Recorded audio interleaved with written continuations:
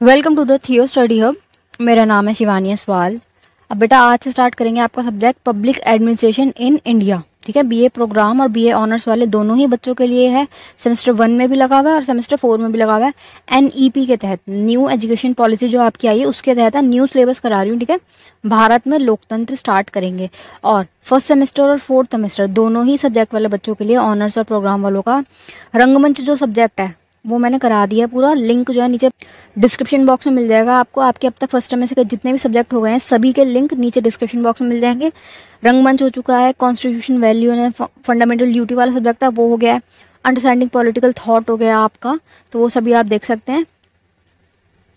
ये एक बार आपका सिलेबस देख लीजिए। ये सिलेबस है आपका, टोटल 6 यूनिट है। ठीक है, आसान ही है, बस ये एक बल की जाएगी यूनिट और ये 5th यूनिट है, इसके 2 पार्ट है, बाकी सारे आसान है। मतलब ये कि आधे आधे घंटे में आपके पूरे हो जाएंगे, ज़्यादा बड़े नहीं, आसान चीज़ें, और सिलेबस भी आसान है, भारी नहीं है। ये मेरी इंस्टा और टेलीग्राम चैनल आईडी है। कोई भी क्वेश्चन क्वेरी हो आप मुझसे यहाँ पे पूछ सकते हैं। टेलीग्राम चैनल आईडी पे आपको सारे ही जितने मैंने सब्जेक्ट करा दिए अब तक आपके फर्स्ट सेमेस्टर वालों के, फोर्थ वालों के भी सारे लिंक मिल जाएंगे। सारे मेरे जो हैंड रिटन नोट्स होते हैं वो मिल जाएंगे, PYQs मिल जाएंगे आपको, सारे प्रीवियस ईयर क्वेश्चन पेपर्स जो होते हैं, सारा स्टडी मटेरियल आपको यहाँ मिल जाएगा। चलिए स्टार्ट करेंगे। प्रशासन का अर्थ क्या है? आपका सब्जेक्ट का जो नाम है यही है, एडमिनिस्ट्रेशन, प्रशासन। तो इसको समझना जरूरी है कि बेटा प्रशासन है क्या। तो इसको समझेंगे सबसे पहले कि प्रशासन में नियोजन, संगठन, स्टाफ, निर्देशन, समन्वय, समन्वय माने कोऑर्डिनेशन। ठीक है, पहले रीड कर लेते फिर समझाऊंगी। बजटिंग, मूल्यांकन आदि जैसी प्रक्रियाओं का व्यवहार किया जाता है। एक प्रशासन, एक जो पूरा ये प्रशासन बनता है ना, एडमिनिस्ट्रेशन, ये किसी एक से नहीं बनता, ये बहुत सारे लोग मिलके बनाते हैं। ठीक है, काम करने वाले, स्टाफ वाले, अधिकारी, बड़े अधिकारी जो छोटे लोगों को क्या है निर्देशन देंगे कि तुम अब ऐसे इसको ऐसे करो, समन्वय, कोऑर्डिनेशन बिठा के कि तुम ये वाला काम करो, हम ये वाला काम करेंगे, सारे मिल के क्या कहलाते हैं? प्रशासन। फिर बनती है एक पूरी प्रशासन व्यवस्था। सुना होगा ना कि प्रशासन व्यवस्था काम नहीं कर रही, प्रशासन की तरफ से कोई काम नहीं किया जा रहा। यहाँ पे जो अभी मानसून का टाइम चल रहा है, कितना दिक्कतें चल रही है ना, जल भराव जो हो रहा है उसके पीछे क्या बोल रहे हैं कि एमसीडी प्रशासन वाले कुछ नहीं कर रहे। तो इसका मतलब क्या है कि एमसीडी में जितने लोग आते हैं ना, किसी एक की बात नहीं हो रही, सबकी, उन सब पे क्या है सवाल उठाए जा रहे हैं। ऐसे ही प्रशासन की बात करेंगे, जो हमारे देश को चलाने वाला प्रशासन है ना, पूरा जो हमारा इतना बड़ा देश है ये कैसे चलता है, इसको चलाने के लिए जितने लोग इसमें इंक्लूड होंगे वो सब प्रशासन वाले हैं। सबके अलग अलग विभाग है, उन सब की बात करेंगे, हम पूरा समझेंगे कि प्रशासन है क्या, कैसे ये इसमें क्या कहते हैं एग्जाम होते कैसे हैं, इसमें भर्तियां कैसे की जाती हैं, कैसे कैसे इनको पोस्टिंग मिलती है, और ये अब ऊपर अपनी पोस्टिंग से ऊपर इनको क्या है ट्रांसफर वगैरह कैसे मिलते हैं, आगे इनकी बढ़ोतरी कैसे होती है, सारी चीज़ें की प्रशासन व्यवस्था है क्या। बेसिकली आपको यूपीएससी वाले हैं ना सारे, वो पढ़ना है कि यूपीएससी से आप प्रशासन में जाते हो, एडमिनिस्ट्रेशन में जाते हो, उसको आपको पूरा डीप में पढ़ना है कि लबासना क्या है, उससे पहले क्या था, ये स्टैब्लिश कब हुआ, कैसे हुआ, ये पूरी चीज़ें, पूरा का पूरा एडमिनिस्ट्रेशन जो आपको पढ़ना है। ठीक है, तो ये सारा बता रहा है कि इसमें पैसे से रिलेटेड चीज़ें आएंगी, बजटिंग होंगी, मूल्यांकन होगा, पूरा स्टाफ बैठेगा, उसमें सब आएंगे, सब कुछ पढ़ना है आपको इसमें। ठीक है, इस प्रक्रियाओं को बेहतर प्रबंध व क्रियान्वयन करने के लिए के जरिए इच्छाएं लक्ष्यों को पाना ही प्रशासन है। कि एक इनका लक्ष्य होता है, जैसे हमारा जो प्रशासन है, हमारे देश का, भारत का जो प्रशासन है, पब्लिक एडमिनिस्ट्रेशन इंडिया, जो इंडिया की बात चल रही है, उसमें क्या है, हमारा लक्ष्य क्या है? हमारा लक्ष्य है हमें आगे की तरफ बढ़ना है, हमें अपना विकास करना है, हमें डेवलपमेंट करना है, हमें विकासशील देश से विकसित देश बनना है। हमें कौन सा देश बनना है? डेवलप्ड, कि पूरी तरीके से आप डेवलप हो चुके हैं, डेवलपिंग कंट्री नहीं है, डेवलप्ड कंट्री है कि हो चुके डेवलप, हमारा ये लक्ष्य है। ठीक है, इसको पाने के लिए सारे मिलके एक साथ काम करते हैं, ये हो गया आपका प्रशासन। अब ये कि प्रशासन कितने प्रकार के होते हैं, देखो 2 प्रकार के होते हैं, एक होता है निजी और दूसरा क्या होता है लोक प्रशासन। निजी प्रशासन क्या होता है बेटा? प्राइवेट, मान लो प्राइवेट स्कूल वाले हैं, उनका भी पूरा प्रशासन है, उनके प्रिंसिपल है, उनके टीचर्स हैं, उनके स्वीपर्स हैं, उनके इधर से उधर जो प्यून होते हैं सामान देने वाले वो हो गए, सारा जो उनका स्टाफ है वो सब क्या है? प्रशासन। पर वो है कौन? प्राइवेट वाले। उनका सरकार से कोई लेना देना नहीं है, उनका समाज वालों से, समाज कल्याण से भी कोई लेना देना नहीं है, उनको मतलब सिर्फ किससे? निजी से, निजी हित, उनको सिर्फ और सिर्फ अपने हित से मतलब है कि हम एक स्कूल खोलेंगे, उसमें बच्चों को एडमिशन देंगे और फीस इतनी लेंगे, फीस बच्चा भर पाए या ना भर, उनसे कोई मतलब नहीं, उन्हें पैसों से मतलब, वो सिर्फ अपना हित देखेंगे, उनका काम कि अपना हित देखना। प्राइवेट हॉस्पिटल वाले हो गए, प्राइवेट स्कूल वाले हो गए, प्राइवेट कोचिंग सेंटर वाले हो गए, मतलब प्राइवेट होगा, उसमें सरकार का लेन देन उसमें नहीं होगा। दूसरी तरफ कौन होगा? लोक प्रशासन वाले। ये कौन है? जनता के लिए, जो हमारी सरकार है ना वो लोक प्रशासन में आएगी। जो हमें पढ़ना है ना, हमें लोक प्रशासन पढ़ना है। आपका निजी प्रशासन तो कोई यही नहीं है, आपके पूरे सब्जेक्ट में इसमें निजी प्रशासन नहीं आएगा, ये सिर्फ प्रकार बताने के कितने प्रकार होते हैं। आपको ये पढ़ना है लोक प्रशासन क्या है, ठीक है। पब्लिक एडमिनिस्ट्रेशन, लोक प्रशासन, जिसका मुख्य काम क्या है, एक लक्ष्य की प्राप्ति करना। और लक्ष्य क्या है, विकास, जनता का कल्याण, जन कल्याण, एक सुशासन हो, ये इसका क्या है, मेन काम। ठीक है, आगे बढ़ेंगे। प्रशासन समझ आ गया, प्रशासन के प्रकार आ गए। ये देखो, इसके दो प्रशासन पर सिर्फ बताया है कि निजी होता है और लोक होता है, इससे आगे नहीं है। बट आपको निजी वाला नहीं पढ़ना, लोक पे आपका फोकस है पूरा। ठीक है, अब एक देखो बेटा, समझ तो आ गया आपको कि है क्या। ना भी आ रहा हो तो आप मुझसे कमेंट बॉक्स में पूछ सकते हैं। ठीक है, बाकी आप 1 से 2 बार वीडियो देखो, आपको समझ आ जाएगा। मैं बिल्कुल आसान भाषा में बोल रही हूँ। अब आपको पेपर में ना इसकी एक तो डेफिनेशन लिखनी पड़ेगी, एक या 2 परिभाषाएं लिखनी होती है। ठीक है, इतना बहुत होता है, ज़्यादा लिखने की जरूरत भी नहीं है। इसमें कमी यही होती है परिभाषा की कि एज इट इज लिखना होता है, आप वर्ड्स चेंज नहीं कर सकते। तो बच्चा क्या होता है, शब्द लिखते वक्त वो हो जाता है इधर उधर। तो इसलिए ज़्यादा नहीं, 1-2 याद कर लो, रट लो, लिख लिख के इसको लिख देना। ठीक है, वुड्रो विल्सन के हिसाब से पढ़ेंगे। इन्होंने क्या बोला है कि लोक प्रशासन कानून की व्यवस्थित और विस्तृत अनुप्रयोग है। क्या है बेटा, कि लोक प्रशासन क्या है, कानून, जो आपका लॉ है, लॉ व्यवस्था, जो आपके रूल्स है, सारे व्यवस्था हुई हुई ना, कि ये रूल है, आपको गाड़ी अगर चलानी है तो इस लेन में इस तरफ वाले जाएंगे, इस लेन में इस तरफ वाले जाएंगे, रेड लाइट पे रुकेंगे, ये सब क्या रूल्स है। रूल्स का फॉलो होना, कानून व्यवस्था का फॉलो होना, इन सब चीज़ों को ही मान के जो ये पूरा सिस्टम बना हुआ है ना, यही क्या है, लोक प्रशासन।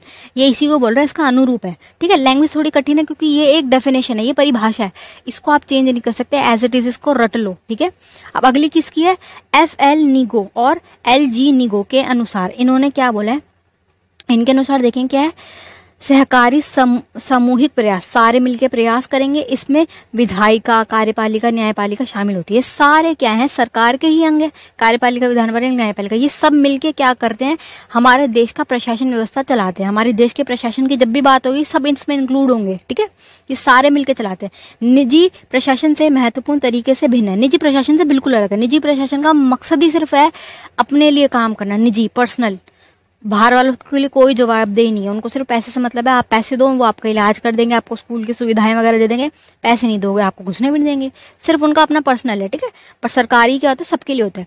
निजी नीति निर्माण से महत्वपूर्ण भूमिका निभाता है। नीति निर्माण में ये जो लोक प्रशासन है महत्वपूर्ण भूमिका निभाता है। प्रशासन कैसे काम करेगा, क्या काम करेगा, ये डिपेंड करता है। ठीक है, तो नीति निर्माण का जो लॉ मेकिंग का प्रोसेस है ना, उसमें ये महत्वपूर्ण भूमिका निभाता है। ठीक है, नेक्स्ट क्या कह रहा है आपका, अब ये कि ये जो प्रशासन है पूरा आपका, इसमें काम करने के लिए लोग भी चाहिए। तो ये जो IAS आते हैं, सारे IPS आते हैं, IRS आते हैं, IFS वाले आते हैं, बहुत सारे आते हैं ना, तो इन सब की भर्ती कैसे होगी, कौन इनको चुनेगा, है ना। क्योंकि जो विधान पालिका में बैठ रहे हैं, विधायिका में बैठ रहे हैं, उनको तो लोग वोट से चुन लेते हैं, लेकिन वो लोग ज़्यादा पढ़े लिखे नहीं होते, वो अशिक्षित में भी होते हैं। कोई भी व्यक्ति चुनाव लड़ सकता है, चाहे वो शिक्षित हो या अशिक्षित हो, लेकिन इस देश को चलाने के लिए नॉलेज तो होनी चाहिए। बिना नॉलेज के पॉलिसी तो बन नहीं सकती, पॉलिसी मेकिंग का काम हो ही नहीं सकता। पॉलिसी बनाने का मुख्य काम जो हाथ में जाता है ना जिसके, वो होता है IAS। IAS के बिना सिग्नेचर के वो बिल आगे नहीं जाता। IAS ही सारी, उसके पास पूरी नॉलेज होती है, पूरा मतलब आप UPSC कर पढ़ाई, आप सिलेबस देखो UPSC का, उसमें सब कुछ होता है, उसको सब कुछ पढ़ना होता है। उसके बाद एक व्यक्ति IAS बनता है, उसके बाद वो डिसीजन लेता है कि इस टॉपिक पे ये भी जो भी समस्या है इस पर क्या किया जा सकता है, क्योंकि उसके पास पूरी नॉलेज है ना। वो सलाह देते हैं नेताओं को कि तुम्हें अब ये करना है, ये करना है। बिना उनकी सलाह के, बिना उनसे बात करे ये जो नेता वगैरह हैं कोई भी बिल वगैरह बना नहीं सकते, क्योंकि इन्हें इतनी नॉलेज है ही नहीं। कौन से पढ़े लिखे होते हैं ये, मैं सबके लिए नहीं कह रही, कुछ लोग पढ़े लिखे भी जाते हैं, लेकिन मोस्टली उनके पास इतनी इन्फॉर्मेशन थोड़ी ना होती है। तो ये कि अलग अलग सचिवालय बने होते हैं, कौन सा काम कैसे करना है इनसे बिना पूछे नहीं होता है। तो अब ये जो सचिवालय बने, ये जो IAS वगैरह हैं कैसे बनते हैं, कहाँ से आते हैं, इनके बारे में पढ़ेंगे। ठीक है, पूरा स्टार्टिंग से पढ़ रहे हैं हम। स्टार्टिंग से है भारतीय लोक प्रशासन संस्था, the Indian institute of Public administration, ये पुराना वाला है, नई दिल्ली में था ये। ठीक है, इंडियन ये लिखा हुआ है। और राज्य संस्थान नियमित रूप से लोक प्रशासन के अकादमिक पत्रिकाओं को प्रकाशित करते हैं। ट्रेनिंग स्कूल, ये क्या है, ट्रेनिंग स्कूल है कि IAS की पढ़ाई होती है। पहले UPSC की तो सिलेबस करके एग्जाम करके जो आप जाते हो ना, प्रीलिम्स निकलता है, फिर मेंस निकलता है, फिर इंटरव्यू होता है, उसके बाद आगे लबासना में जाके आपकी पूरी ट्रेनिंग चलती है। उसके बाद वहाँ एग्जाम क्लियर करने के बाद आप IAS बनते हैं। ठीक है, तो ये क्या है, दिल्ली और शिमला में ये क्या थे, स्टाफ कॉलेजेस वगैरह थे, ये बने हुए थे, पहले के पुराने वाले थे ये। इनको क्या है, समाप्त करते ही इनको क्या है, बंद कर दिया गया। फिर एक बनाया गया जिसका नाम क्या है, राष्ट्रीय प्रशासन अकादमी की स्थापना की गई, जो उत्तराखंड के मसूरी में है, जो आज भी है। ठीक है, इसकी स्थापना कब हुई है? 2 अक्टूबर 1972। लबासना की बात चल रही है, जिसे लाल बहादुर शास्त्री राष्ट्रीय प्रशासनिक अकादमी के नाम से जाना जाता है। ठीक है, ये है लबासना। आपका सब जितने यूपीएससी वाले बच्चे अगर बैठ के अभी सुन रहे हैं इसको वीडियो को, तो सभी को बताइए क्या है लबासना। बड़ा बच्चों का ख्वाब है ये, Lal Bahadur Shastri National Academy of Public Administration. ठीक है, एडमिनिस्ट्रेशन पढ़ाते हैं ये पूरा। ये बड़ा ही खूबसूरत पहाड़ों के अंदर बना हुआ है, बड़ा ही सुंदर है, 5 स्टार होटल से कम नहीं है ये। इसके बारे में कि ये पहले क्या था, ये था, इसको बंद करके समाप्त करके ये बना दिया गया। डेट इसकी याद रख लो, डेट ये है, इसका नाम पूरा याद कर लो फिर। ठीक है, सन 1986 में संघ लोक सेवा आयोग, ये संघ लोक सेवा आयोग को ना यूपीएससी वाले, यूपीएससी की फुल फॉर्म है ये, और हिंदी में है। ठीक है, इसको लिख लीजिए, हिंदी वाले बच्चे, जो इंग्लिश वाले इंग्लिश में लिख लेना। इन्होंने क्या है, लोक प्रशासन पब्लिक एडमिनिस्ट्रेशन को ना एक अलग विषय घोषित कर दिया। पहले ये ना एज अ सब्जेक्ट नहीं देखा जाता था पब्लिक एडमिनिस्ट्रेशन, लेकिन अब क्या है, ये पूरा का पूरा सेपरेट एक पूरा विषय है, इसकी पूरी पढ़ाई होती है। जैसे आपने बीए प्रोग्राम लिया है, कुछ बच्चे ज्योग्राफी वगैरह लेते हैं, हिस्ट्री लेते हैं, वैसे पब्लिक एडमिनिस्ट्रेशन एक पूरा का पूरा सब्जेक्ट है।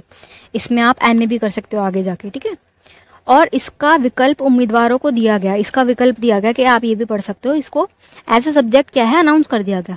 ये आपका लबासना आपने देख लिया। अब सिविल सेवाओं के बारे में पढ़ेंगे कि क्या है सिविल सेवाएं। ठीक है, सिविल सेवाएं क्या है, सरकारी अधिकारियों का वह निकाय है जो ऐसी सिविल व्यवस्थाओं में कार्यरत है। कौन सा काम करेगा, जनता के लिए जो काम किया जाएगा। ठीक है, जिन्हें नौकरशाही भी कहा जाता है, कि काम तो करेंगे, जो लोग काम करते हैं नौकर कहा जाता है, लेकिन ये शाही नौकर हैं, ऐसे आम नहीं है, शाही नौकर है, ठाट बाट होती है इनकी। जो ना तो राजनीतिक है, राजनीति से इनका कोई लेना देना नहीं है कि कौन जीत रहा है कौन हार रहा है, ये परमानेंट पोस्ट पे होते हैं। एक बार आईएएस बन गए तो बन गए। ठीक है, उन्हें कोई हटा नहीं सकता। सरकार किसी की भी बने, हर 5 साल में किसकी सरकार बने, उससे कोई लेना देना नहीं है, ये अपनी सीट पर रहेंगे।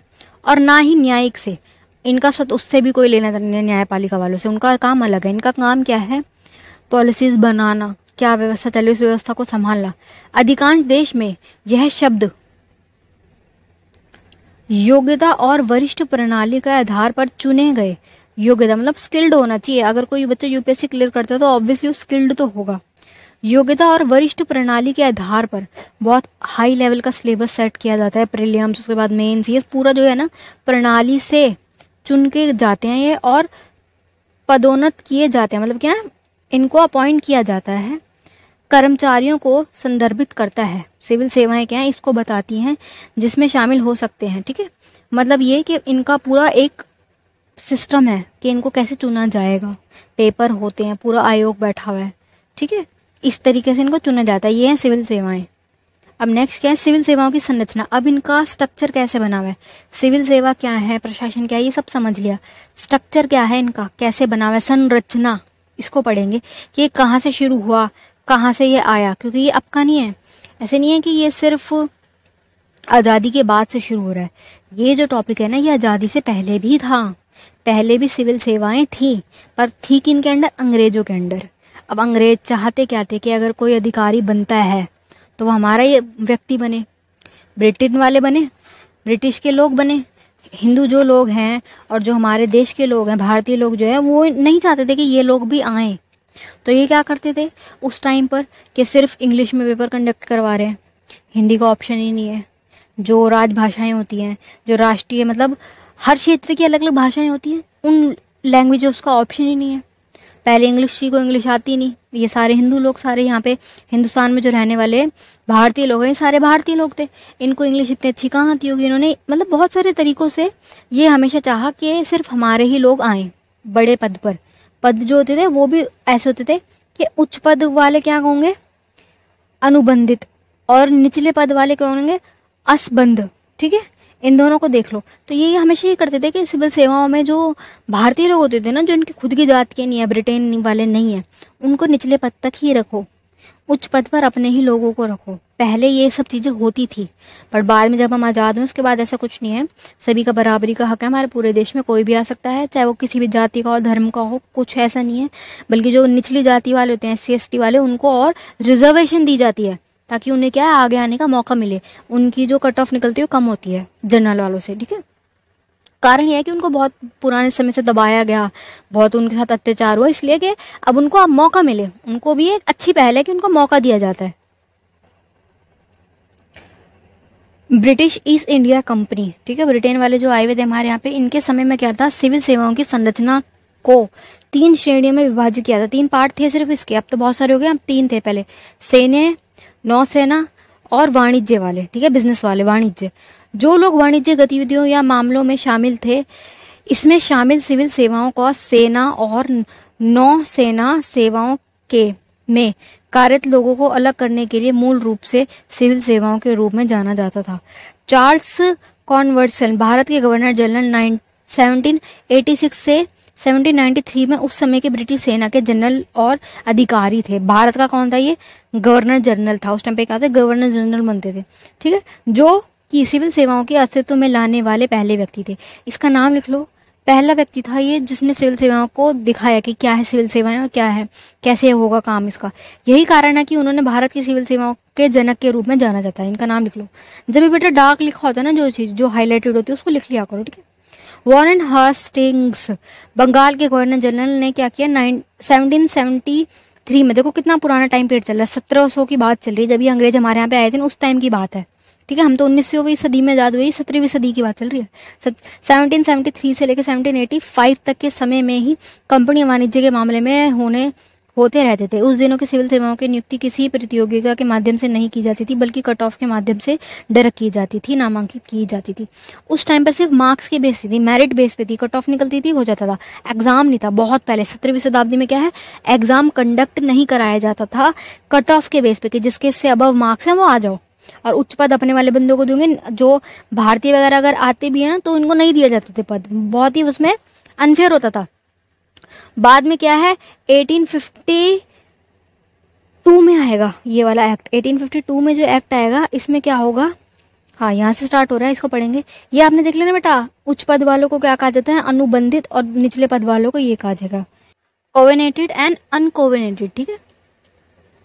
अब स्टार्ट करेंगे कि कब से एग्जाम होने स्टार्ट हुए, चार्टर्ड एक्ट कब आया। ये पहले क्या था, चार्टर्ड एक्ट जब तक नहीं था तब डायरेक्ट एडमिशन हो रहे थे, डायरेक्ट इनको क्या है, भर्तियां की जा रही थी इनकी, ठीक है। कैसे, कट ऑफ के बेस पे। चार्टर्ड एक्ट 1853, ठीक है, कब का है, 1853 का है, लागू हुआ। इसके कई परिवर्तन हुए। इससे क्या हुआ, कई परिवर्तन इन्होंने किए। इसमें भर्ती खुली प्रतियोगिता के माध्यम से कर दी गई। अब क्या है, ओपन कंपटीशन कर दिया है कि कोई भी आओ एडमिशन के लिए। आप अगर चाहते हो कि आपका सिलेक्शन हो जाए तो आपको एग्जाम क्रैक करना पड़ेगा। यहाँ से स्टार्ट हुआ है यूपीएससी वाला जो पूरा खेल है, जिसमें आप भी होंगे आधे से ज़्यादा बच्चे तो, ठीक है। यहाँ से स्टार्टिंग है इसकी, और इसलिए इसने सिविल सेवाओं की खुली प्रतियोगिता शुरू कर दी गई। इस परीक्षा को आयोजित करने के लिए यह आवश्यक था कि एक निकाय का गठन हो। अब ये कि कोई भी पेपर हो, एक बोर्ड जी होता है कि कौन पेपर करवाएगा, कौन सिलेबस सेट करेगा, कौन क्वेश्चन पेपर सेट करेगा, पूरा डेट्स वगैरह निकालना, रिजल्ट्स देना, ये सब काम कौन करेगा। तो उन्होंने क्या किया, इसलिए 1854 में, ठीक है, 83 में ये आया है, 1854 में 1 साल बाद क्या है, लंदन में सिविल सेवा आयोग की स्थापना कर दी इन्होंने। सबसे पहले लंदन में करी है यहाँ पे। ये परीक्षा सन 1855 में स्टार्ट हो गई, आयोजित करने जाने लगी, ठीक है। लेकिन यह परीक्षा केवल लंदन में ही आयोजित की जाती थी। सिर्फ लंदन में हो रही है तो वहाँ यहाँ के लोग तो जा ही नहीं सकते, प्रशासन यहाँ का चलवा रहे हैं ब्रिटेन वाले, पर एग्ज़ाम वहाँ हो रहे हैं। तो देखो हमारा प्रशासन है, हमारे देश के भी लोग होने चाहिए थे, लेकिन लंदन कौन जाएगा वो एग्ज़ाम देने।